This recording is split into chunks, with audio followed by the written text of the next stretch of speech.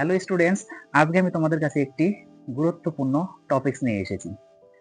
তোমরা যে অঙ্কটি দেখতে পাচ্ছ, এই অঙ্ক কিন্তু অনেক ধরনের কম্পিটিটিভ এক্সামে আসে।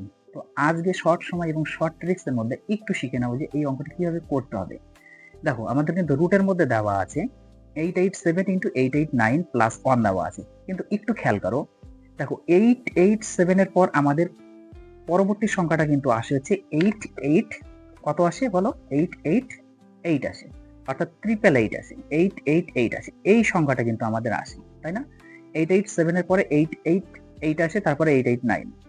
যখনই তোমাদের মিডিলের সংখ্যাটা গ্যাপ দিয়ে, রুটের মধ্যে মিডিলের সংখ্যাটা গ্যাপ দিয়ে প্লাস কম দেওয়া থাকবে, তখন তোমরা চোখ বন্ধ করে যে গ্যাপটা দেওয়া থাকবে সেই গ্যাপটা তোমরা সরাসরি বসিয়ে দেবে, অর্থাৎ 888 হচ্ছে তোমাদের সঠিক অ্যান্সার, অর্থাৎ অপশন নাম্বার 2 হচ্ছে তোমাদের সঠিক অ্যান্সার।